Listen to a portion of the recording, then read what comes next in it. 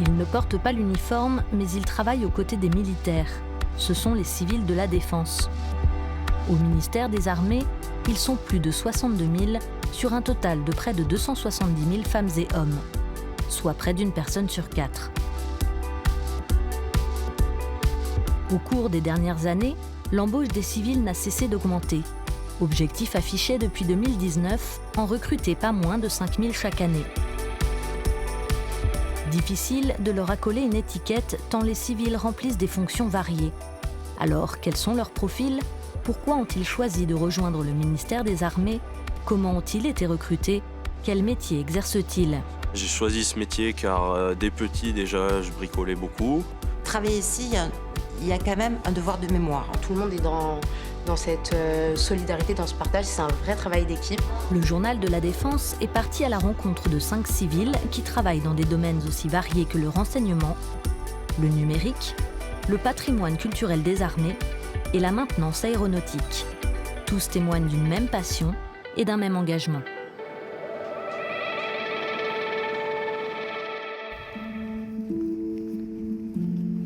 Terrorisme, cyberattaque, guerre économique.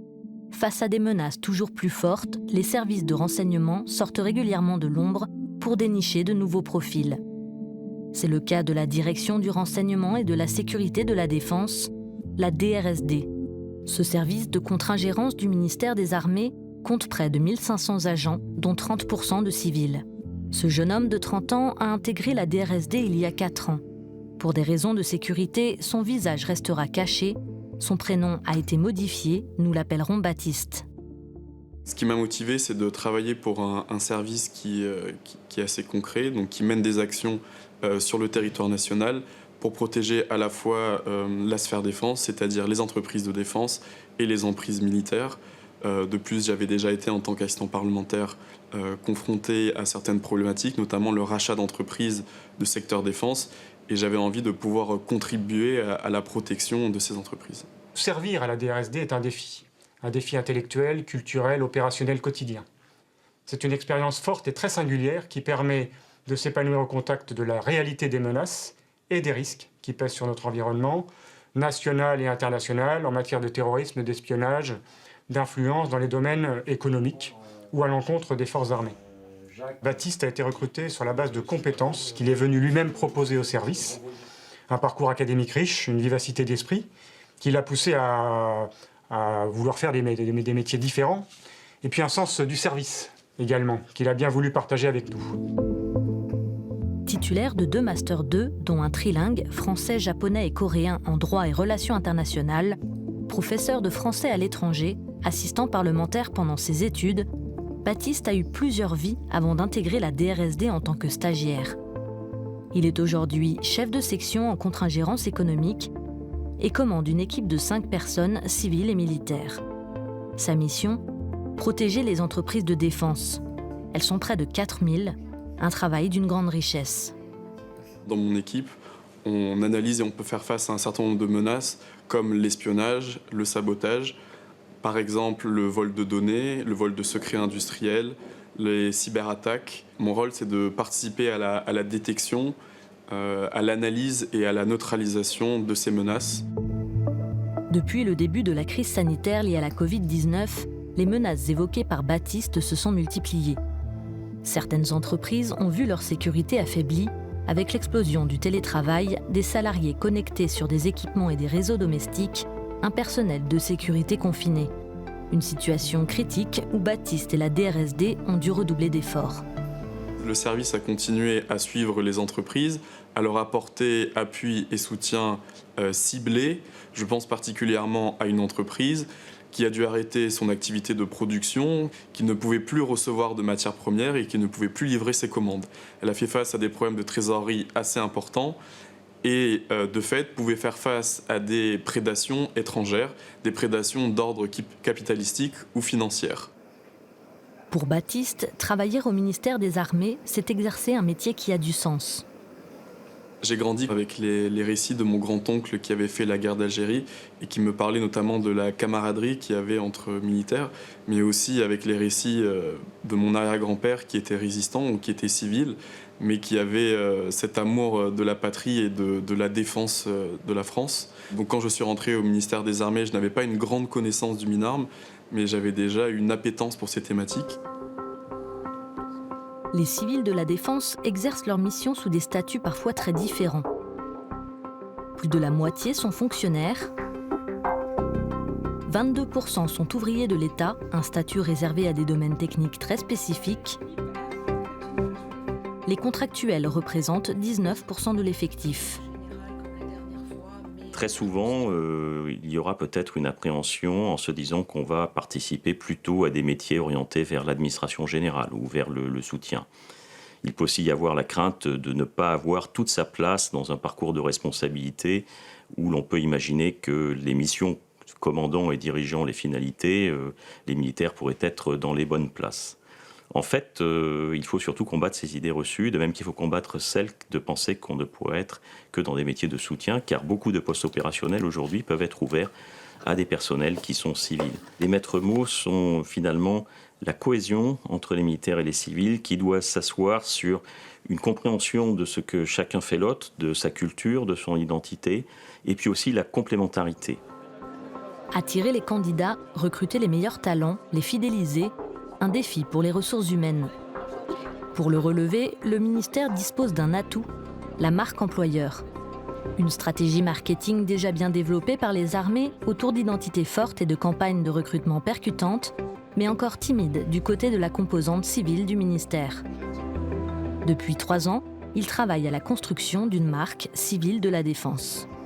Pour nous, il était important qu'on puisse réfléchir sur nos valeurs, nos missions, notre identité.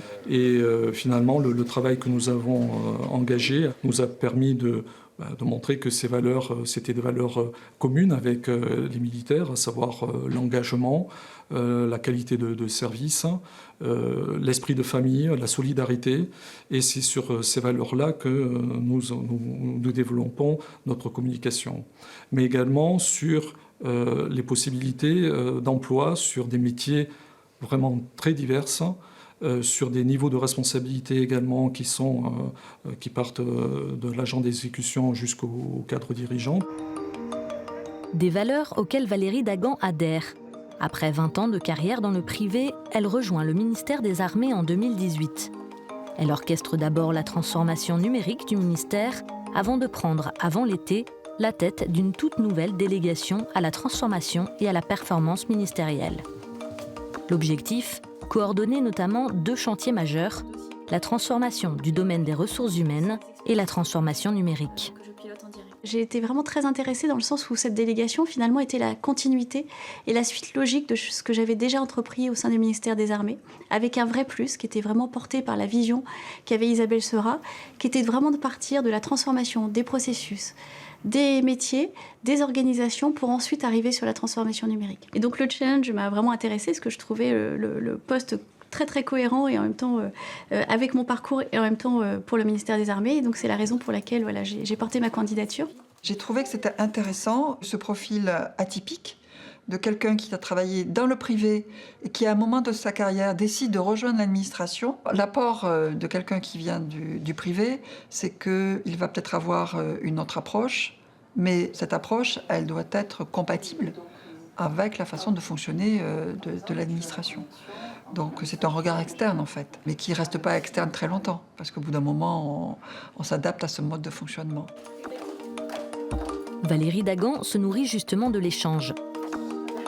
Dès son arrivée au ministère, elle crée le réseau Combattantes du numérique pour donner envie aux femmes de s'engager dans les métiers du numérique, et notamment dans le monde de la défense. C'est important qu'on puisse quand même avoir une parole forte en 2020 sur cette importance qu'ont les femmes dans le monde du numérique et sur le fait qu'il ne faut pas lâcher.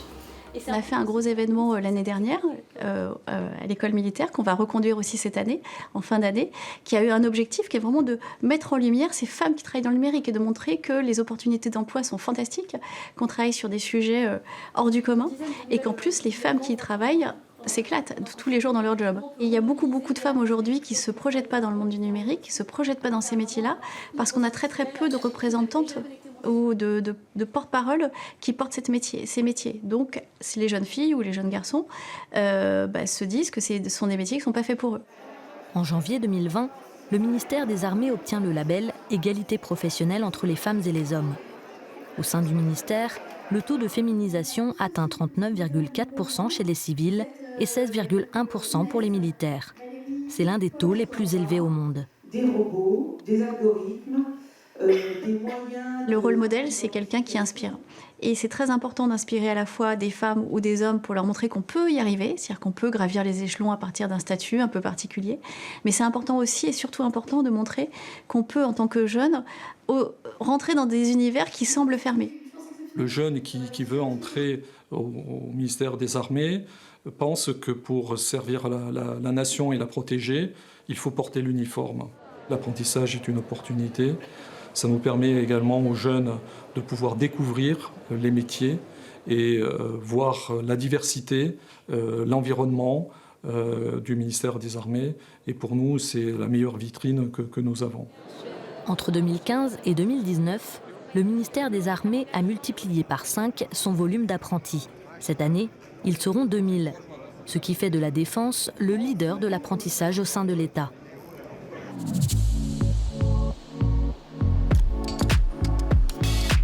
Francina Mosel, 21 ans, est apprentie data analyst au laboratoire BI et Big Data. Cette structure, créée il y a 4 ans, doit permettre au métier d'aide à la décision du ministère de tester et d'analyser les données massives sur lesquelles il travaille au quotidien. C'est un nouveau métier qui va permettre de faire parler la donnée, de la rendre vivante et de la rendre visuelle. Puisque aujourd'hui, par exemple au ministère, on a beaucoup de comités de décision et qui vont, eux, vraiment vouloir aller droit au but et comprendre directement ce qu'on veut leur dire. Et donc pour cela, on doit vraiment trouver des visuels adaptés. Donc mon métier, c'est vraiment de prendre la donnée brute telle qu'elle est et voir quels sont les graphiques les plus adaptés, quel visuel va être plus parlant à l'œil, et puis jouer sur les couleurs, sur les formes. Mais je les ai répartis par onglet. Là, on va travailler sur Excel en amont pour structurer notre donnée. Francina alterne entre un temps à l'école, en master de marketing digital et data analyse, et un temps en entreprise, au laboratoire. Elle y est accompagnée par son tuteur Franck, ancien militaire passé civil. Donc, la seule problématique, c'est qu'en fait, il y a beaucoup d'indicateurs. On en a à peu près une cinquantaine. Et l'idée, c'est de resserrer plutôt sur à peu près 15 indicateurs. Tu vois ? Ce que je préfère, c'est l'autonomie et la confiance qui nous est donnée de la part des managers.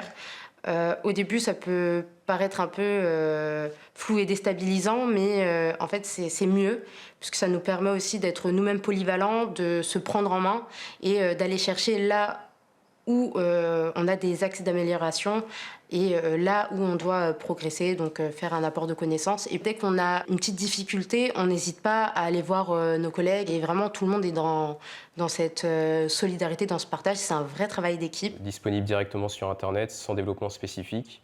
On en a recensé 3.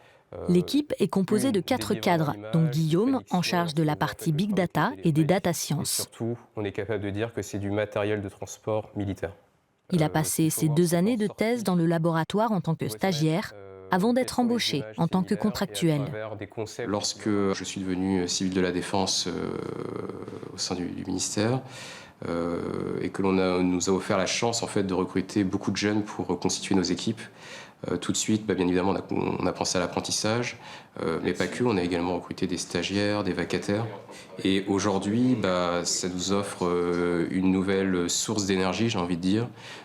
Ça nous challenge également parce qu'ils arrivent avec de nouvelles approches, de nouvelles technologies. Et finalement, voilà, ça nous pousse à toujours aller plus loin, aller plus loin dans l'innovation. Et c'est grâce à finalement cet écosystème-là que l'on a réussi à mettre en place que aujourd'hui on arrive à faire des projets novateurs.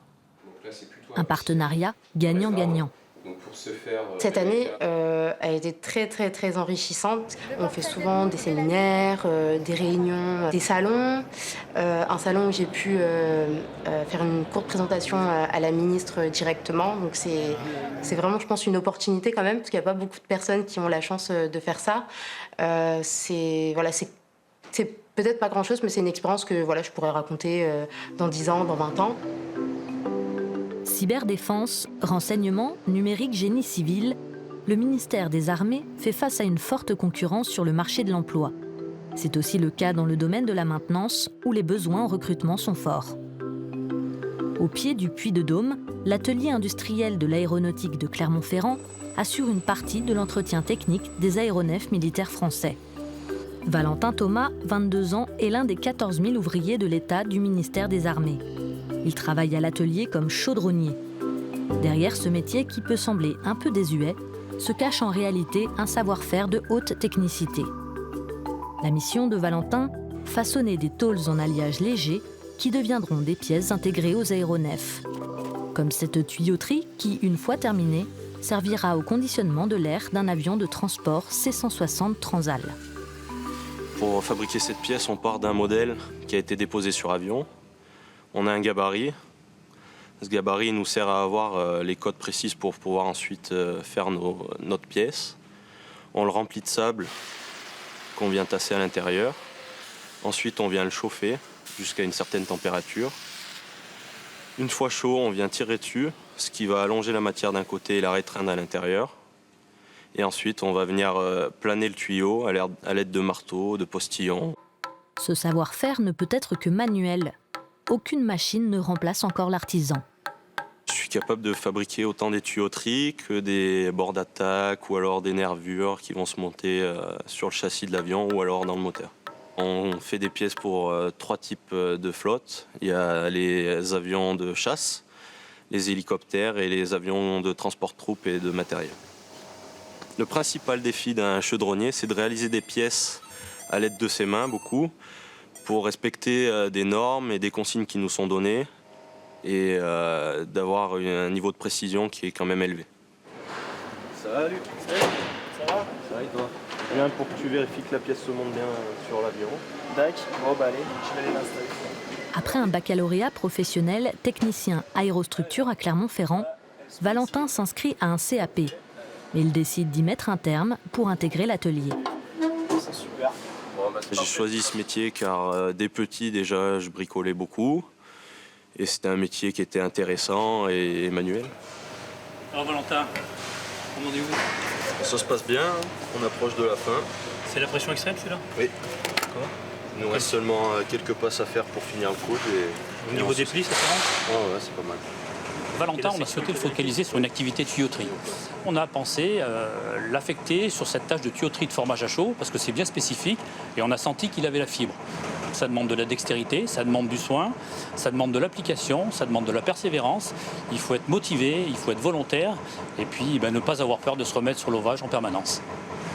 Valentin a ses qualités, il est surtout très méticuleux, très soigneux, alors il faudrait qu'il progresse un petit peu sur le temps passé, parce qu'il a tendance un petit peu à chercher la petite bête certaines fois, donc il faut savoir faire la part des choses. Mais bon, je préfère quelqu'un qui est vraiment très soigneux, quitte à ce qu'il passe un peu plus de temps, mais le résultat parle de lui-même. Formé par 2 chaudronniers tuyauteurs partis à la retraite, Valentin est désormais seul à la manœuvre. C'est lui qui sera chargé de former les futurs recrues. Valentin va être amené à devenir tuteur parce qu'on lui a mis un apprenti.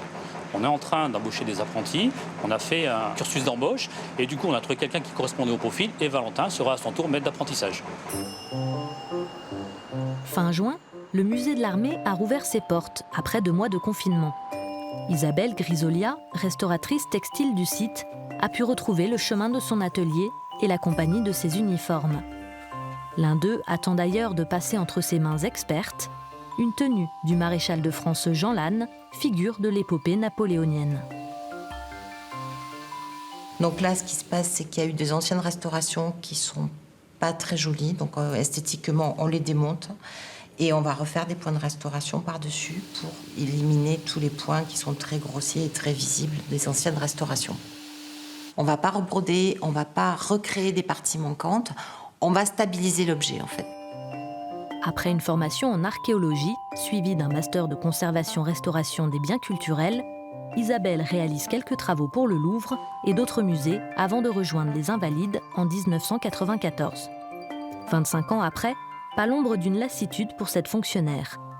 Il faut dire que le musée abrite l'une des collections les plus riches de l'histoire militaire. 500 000 pièces de l'âge de bronze jusqu'au XXIe siècle. idéalement, je voulais travailler dans une institution.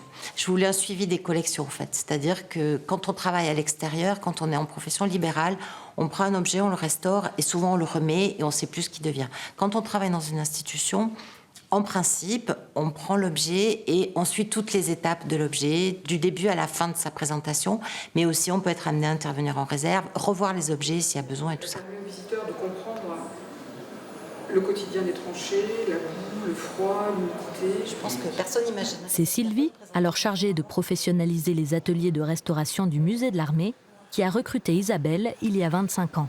Il me semblait intéressant de recruter une jeune restauratrice parce que je savais qu'on était à l'aube d'une belle aventure de rénovation du musée et donc de fait avoir quelqu'un qui puisse s'investir pleinement dans cette aventure et m'accompagner dans l'organisation de l'atelier, installer les nouveaux équipements, recruter une équipe autour d'elle. Une longue collaboration aujourd'hui terminée, mais dont le souvenir reste ancré. Ce que j'aime chez Isabelle en particulier, mais auprès de l'équipe vraiment de l'atelier textile en général, c'est cette conviction qu'il y a toujours des solutions. Donc, et cet enthousiasme-là, après 25 ans, n'est toujours pas érodé. Et ça me plaît. Cette fraîcheur-là, chez Isabelle, qui est vraiment quelqu'un de très passionné par son métier, elle l'a gardé intacte. Musée, bibliothèque, archives, monuments, le ministère des Armées est le deuxième acteur culturel de l'État après le ministère de la Culture. Comme Isabelle, beaucoup d'autres civils travaillent à la conservation et à la mise en lumière de ce vaste patrimoine culturel. Travailler ici, il y a quand même un devoir de mémoire, en fait. Moi, ce qui m'intéresse, à la base, je suis archéologue, donc il y a quand même un devoir de mémoire, de transmettre l'histoire et tout ça. Est-ce que le fait de travailler en restauration textile pour le ministère des Armées, je perdure ce travail de mémoire, certainement. Ce qui me plaît le plus, c'est de pouvoir sauver, c'est un grand mot, mais permettre aux générations futures de voir les objets et de pouvoir les admirer tels qu'ils sont. Et de transmettre toujours le devoir de mémoire, mais pas que le devoir de mémoire. Vraiment transmettre des collections aux générations futures. Et ça, c'est quelque chose qui me fait rêver, toujours. 3600 métiers au sein du ministère des Armées, donc ça fait un éventail de possibilités qui est vraiment, je pense, unique au sein de la fonction publique. C'est une caractéristique du ministère des Armées. Et là aussi, nous jouons sur cet aspect-là. Et pour moi, c'est un gage d'attractivité, puisqu'on peut se dire, bien, j'ai ma chance, finalement, même si je suis dans un métier un peu particulier, je peux peut-être trouver une offre d'emploi au sein du ministère des Armées. Notre armée, c'est l'armée de la nation. Elle est là pour protéger et défendre nos concitoyens. Et elle doit donc être le reflet de la société. On ne peut bien défendre que ce que l'on aime, que ce que l'on comprend et que ce à quoi l'on s'identifie. Donc il est fondamental que nous puissions attirer des jeunes avec un plus grand panel possible de diversité, d'histoire, de parcours, d'origine. Et c'est bien d'ailleurs ce qui symbolise peut-être la force de nos armées aujourd'hui, mais c'est valable aussi pour les civils. Multiplicité des parcours et des métiers, diversité des profils et des expériences. Le fruit du travail de fourmi d'un ministère des Armées égalitaire et inclusif. Des civils dans les armées, eux aussi à l'image de notre société.